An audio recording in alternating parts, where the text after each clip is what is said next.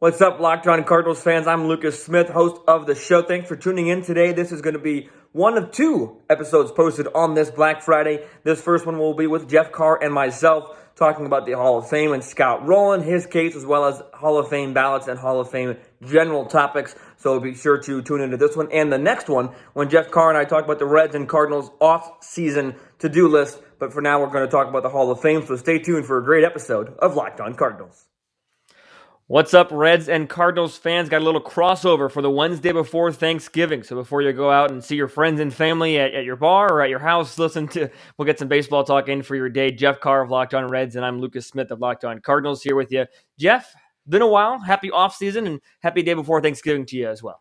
Has been a while. The Reds and Cardinals finished up their portion of the season pretty early this year, it felt like. So it's been a while since we talked. Happy Turkey Day, and kind of like you said, Wednesday. I was like 2 years ago old when I found out that the day before Thanksgiving is the day that everybody drinks the most in our country. And I was not aware of that, although I can't say that I picked that day to drink more than I drink any other day. So there's that. Well, I didn't know. I think I figured out by watching some Jimmy Fallon skit, and that's how I figured it out. But the day before Thanksgiving, so tonight, my family always goes bowling the day before with a family friend of ours. We call it the Turkey Bowl. So I'll be able to drink this year. My first year being able to legally drink. I'm 21 now, so I'll be have some beverages tonight, but we'll be bowling and having some fun there. But we'll talk about drinking some other time. Let's go ahead and get into some baseball talk. There's obviously the bad news of a possible impending lockout that we'll get into, but we want to kind of focus the discussion on the Hall of Fame ballot that was announced a little bit earlier this week. Lots of newcomers, and obviously some returners. What were your initial reactions and initial thoughts before we're going to talk about one player, and specifically Scott Rolen? Spent some time with Cincinnati and obviously time with St. Louis, but what were your thoughts, or are your thoughts on the Hall of Fame ballot this year? There should definitely be somebody voted in this year, right? Yeah. I mean, they did the whole, let's not vote anybody in because we're cool last year. So this year, I think that there should at least be one. Mm-hmm. There's definitely a lot of guys that you can make cases for. There's going to be some interesting guys. I'm very curious to see how they approach Alex Rodriguez. If they approach him kind of similarly to the other people who were amazing during the steroid era, that means he's not going to sniff. He'll probably remain on the ballot, but he's not going to sniff getting close to being voted in this time around. So I'm interested to see how that works out, because I know that there's been a lot of changes with different voters and new people coming in, old hats leaving, things like that. So that's really the big one that I'm interested to see. And of course, our mutual friend, Mr. Roland, absolutely deserves to get in this time. Yeah, I've got some numbers down. I was writing a little bit on a post-it note beforehand with some real high-key stuff here to share on Scott Rolen. But I do think it's interesting about Alex Rodriguez, because not only somebody that was really good during the steroid era, but somebody who's been, for lack of a better term, caught during the steroid era, suspended multiple times. Do they handle him the same or differently than a Barry Bonds, than a Roger Clemens? And these are Barry Bonds and Roger Clemens last year, if I remember. 10th year for Bonds and Clemens, and 10th year for good old no controversy man Curt Schilling. He received 71% of the vote last year. It'd be very fascinating to see what happens with his vote, what happens with Twitter on the day that vote comes out. But before we get into Roland, we'll talk about some of the first timers. You mentioned Alex Rodriguez, also debuting Carl Crawford, Prince Fielder, old NL Central foe, Tim Lincecum, author of 2 no-hitters, Justin Morneau, Joe Nathan, David Ortiz, Big Papi. I think this is the first real big DH conversation we'll have since Edgar Martinez, Jonathan Papelbon, Jake Peavy, AJ Brzezinski, former Cardinal, which I think I forget about often, that AJ Brzezinski is a former Cardinal, A-Rod, Jimmy Rollins, and Mark Teixeira. Any of those names other than Alex Rodriguez jump out at you on the first timers? Nothing crazy, at least not guys that I think are first ballot Hall of Famers. No. Some guys who probably could get in a few years. The Big Papi conversation for me is very interesting, because I felt as though, Edgar Martinez was the most talented designated hitter before Big Papi. And then I think Big Papi is the guy when you think of the DH. And it's going to be an interesting topic, because moving forward, I believe with these new CBA negotiations, the DH is going to be a thing universally. Right. It's going to be all over the league. It's going to be a position that everybody has. And so this whole, not really disdain, but the trepidation that voters tend to have toward designated hitters because they don't participate in half the game, I think it's going to be challenged with Big Papi because Big Yeah. Papi himself was quite a personality, still remains a big personality within the sport of baseball. And all that he did for the city of Boston, I think, has to be considered a little bit in here as well. So, probably not a first ballot Hall of Famer, but definitely a guy that I think deserves to be in, maybe a year or two. Yeah, I think for me, Cardinal follower, showing that David Ortiz did his fair share of damage in October. I have a lot of respect for David Ortiz, and Oh, you yeah. know, we don't want to get I don't want to get too deep into it, but you think about it, designated hitters, in a way, very similar argument to me as a pitcher, somebody who participates in half the game. And yes, the pitcher's been around a lot longer than the designated hitter, obviously. But I think there is a certain point, as you mentioned, times are changing and times have been changed for a while and they will continue to change. It's going to heal all wounds. I think that the Hall of Fame is going to have to, the voters will realize one day that hitting in Major League Baseball is extremely hard, even when you devote 100% of your time to it, even when you are the full-time designated hitter, it's still incredibly difficult to do and deserves recognition. And you're going to be pretty slim to find somebody that's in the Hall of Fame for their glove more than their bat. Brooks Robinson, Ozzie Smith, probably in that conversation. Not that they were bad hitters. You have to be a good hitter to, at minimum, be in the Hall of Fame. But their gloves probably carried them maybe a little bit more than their bat. Ozzie maybe more so. But you're just gonna find a hard time. So I think that David Ortiz, if I had to pick one to be a first ballot Hall of Famer, Big Papi gets my vote. But I do think that we're going to see more people get in. You mentioned that nobody got in last year. Hall of Fames tend to work better when you have inductees, and I'm all for making the Hall of Fame like the top bar and not to vote somebody in just to get somebody in. Like I get that, but you do have to get somebody in, right? So I think that it'll be interesting to see. There are other ballots as well, not just BBWAA. But let's go ahead and get into Scott Rolen, because Scott Rolen is an interesting case. Longtime Philly, Cardinal, and a little bit with the Reds. What's your elevator pitch for why Scott Rolen should be in the Hall of Fame? I think he did it all. When you talk about at the bat, he was a pretty solid hitter all the way through, and pretty solid almost downplays it too much there. That's the wrong word choice, but he was always a key contributor in the middle of the lineup for the teams that he played for.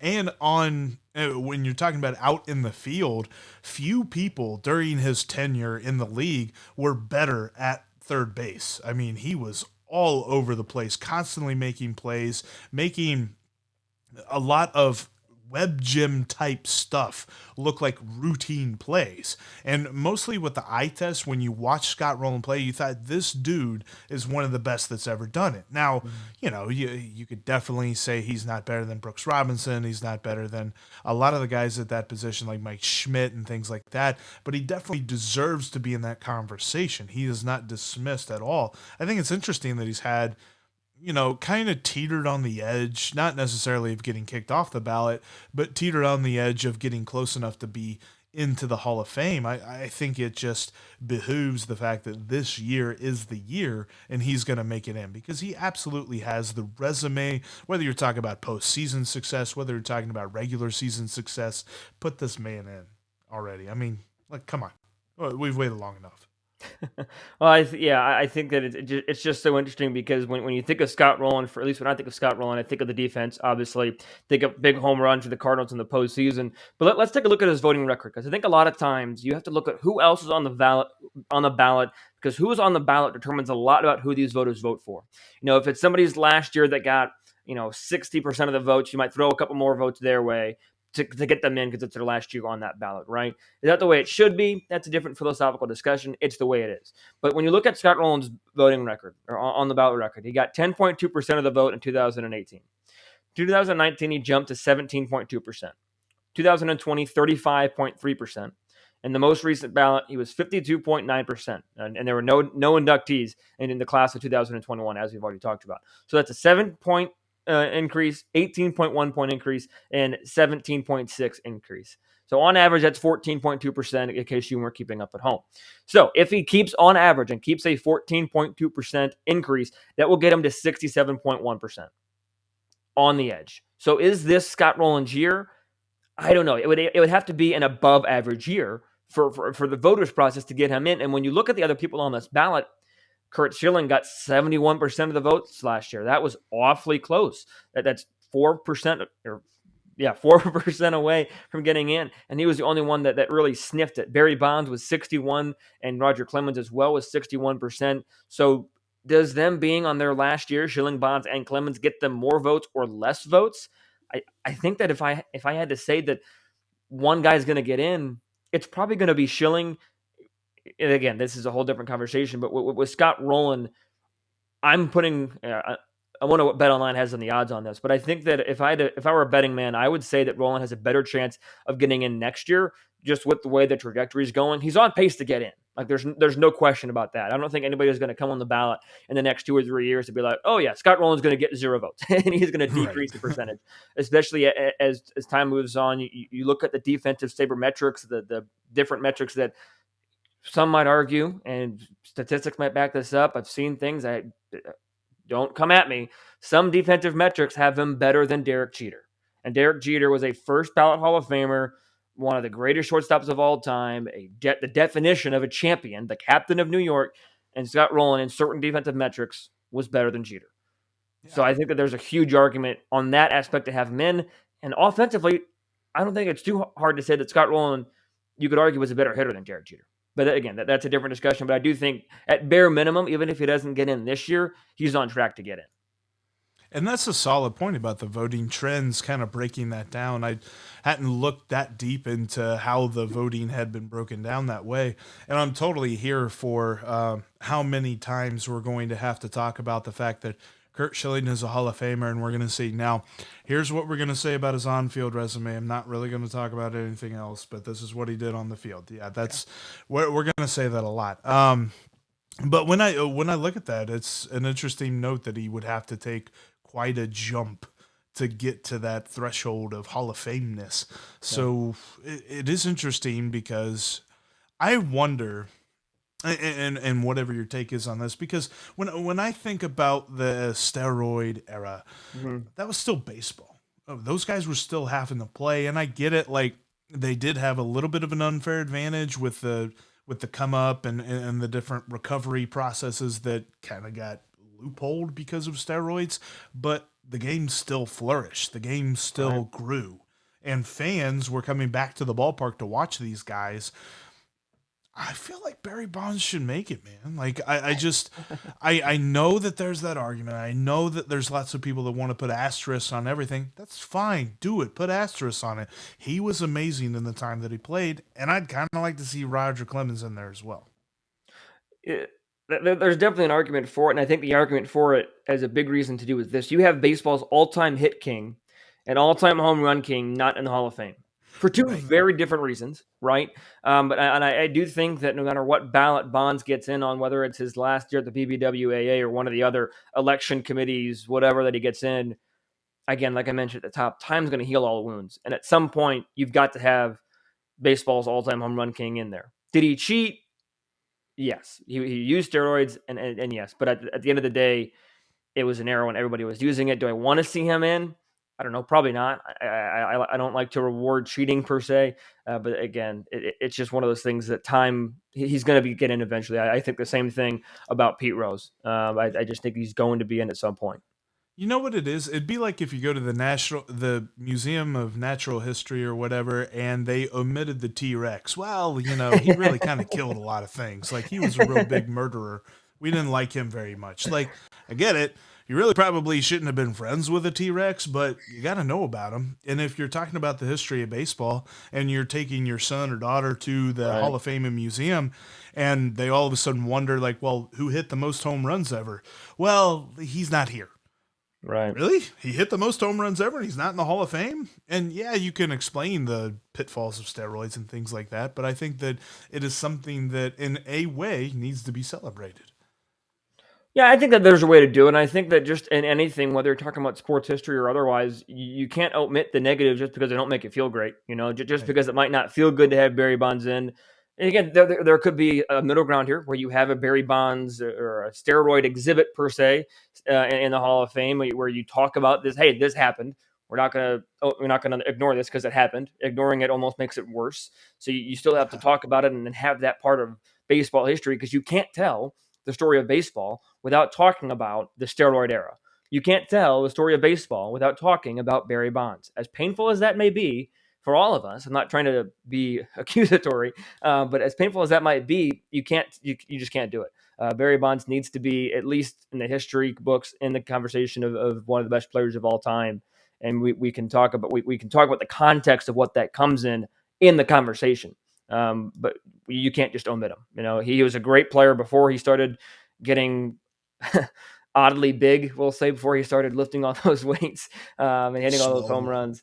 And that's what bothers me, like on a personal level, is that he didn't need those. He was a dominant No. player in Pittsburgh, you know, and then that's a different discussion. I feel like I've said that 1,000 times. Sorry, but that's what bothers me on a I'm with personal you. level about it, is that Bonds didn't need them. He was so good on his own. Roger Clemens was so good even at a very young age, but these guys, for whatever reason, felt the need to use them and went with the times. And it's a conversation we're being forced to have now about him. It's unfortunate. But to circle back to Scott Rolen, I do think just an interesting point again on the numbers. 14.2 is the average, but the last two have been 17.5 and 18. So if he got 17.5 and 18, that could put him right there, and a couple of votes might go his way one way or the other.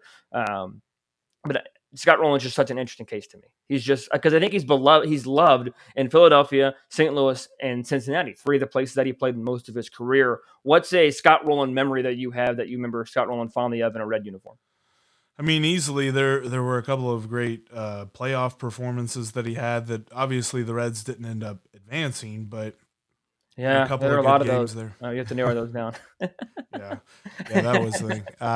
There were a couple of really good regular season games where it was just like all of a sudden the Reds were in a bind and they had a couple of runners on base and you were wondering how are they going to get out of this jam, and Roland makes an amazing play and either starts a double play or just gets that one quick out that you're like, that changes the complexion of the inning Mhm.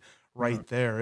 It's something that having watched this team over the last couple of years and just the whole idea of, yeah, all right, we'll outscore everybody. We won't necessarily care too much about what we're doing on the field as far as defense goes.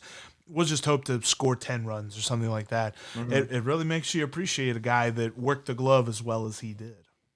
Absolutely. I think it's he's just another one of the great third basemen in the history of the game, and he's one of the great third basemen in Cardinal history. You know, he was part of the MV3 of him, Edmonds, and Pujols. I think it was 2004, 2005 of the MV3. He had the big postseason heroics in New York in 2006, despite some of the off-field drama there. I think a memory that sticks out to me just with my timeline of memory for me, because I don't remember 2004. I don't remember watching 2006. I was 4 and 6 respectively in those. What I remember about Scott Rolen, other than watching highlights and being appreciative of him, was he was not a catalyst, but he was in the middle of the big brawl of 2010 between the Reds and the Cardinals. And I think was it him and Carpenter that were going at it. I think, he was separating a bunch of players because obviously he still knew a bunch of those guys, being shortly removed from that team. But that's what I remember. Is he was trying to, as best he could, and as heated as that fight was, from my recollection, 10-year-old Lucas remembers him playing pretty well peacekeeper. You might have a better memory of it, but that's what I remember of Scott Rolen in a Reds uniform. Was him in that brawl. That was a nasty, nasty brawl that ended a guy's career. But Scott Rolen definitely has many more better memories than that one. But I do think that's my first physical memory, watching this on TV, seeing this guy, and I remember, oh yeah, he used to be a Cardinal. And that was indicative of his personality for the team that he was on, whether it was the Cardinals or the Reds or the Phillies. He was a leader in that clubhouse. And I know that Absolutely. that's not really going to play too much into a Hall of Fame vote, but anybody that was on those teams in 2010 and 2012 for the Reds that were really good and won the division and went to the playoffs, they always talked about how key he was in the clubhouse and how much he was a leader and a guy that no matter if you were a rookie or if you were a vet, like I remember Joey Votto talking multiple times about, going over and talking with Scott Rowland about this or that. Like Joey Hmm. Votto was the guy that was talking to him, and Joey Votto is the guy, Yeah, even back MVP candidate then. that year. Mhm. Right. I mean, he won it in 2010. He was really good in 2012, and he kind of dealt with injuries and things like that. But it was always going back to Scott Rolen. He was the guy that everybody kind of leaned on in that locker room. And it was definitely, there was no Reds fan, at least not to my knowledge. There might have been some, but I don't associate with those ones. But that were harping on him for trying to play peacemaker in that peacekeeper in that fight, because there were so many people that were, I mean, you had Dusty Baker and Tony La Russa going after it. You Two had, best buds, best pals. oh yeah, they loved each. I couldn't believe that. I loved it that they had to face each other in the playoffs this year. Right. And coming back in completely different circumstances, but Yeah. I mean, and you had the craziness of Johnny Cueto getting pushed up against the net, and he's like kicking people because he's like, I'm getting like crunched here, and Yeah. just all that stuff that was happening, and it speaks really to his character that Scott Rowland was still worried about, like, hey guys, let's calm down, let's take it Mhm. easy here, in a more Yeah. forceful way. It's not like he was whispering to people there, but No, yeah. there are Cooperstown is full of good clubhouse guys and good clubhouse leaders, and Scott Rolen would definitely be among the best there. Since we haven't done it yet, let's take a look at his numbers, shall we? His numbers across his career. He had 2,077 hits, hit 316 home runs, drove in 1,287 runners batted in, stole 118 bags, 281 the batting average, 364 the on base, 490 the slugging, 855 the OPS, 122 OPS plus. The average for that is 100. 122 would be then above average for that. When you look at his WAR, 70.1, the average Hall of Famer, anywhere from 50 to 70, so definitely on the upper echelon of the average there. So a lot of numbers point towards Scott Rolen being a Hall of Famer. The defense, the championships as well. So Scott Rolen, if I'm making a final point on it before we move on, I think he gets in 2023. What do you think? I think, kind of based on what you were saying, the way that the voting trend has been, 2023 makes sense to me. I don't know. Yeah. I still feel it. I feel this year. I think he's going to make it this year.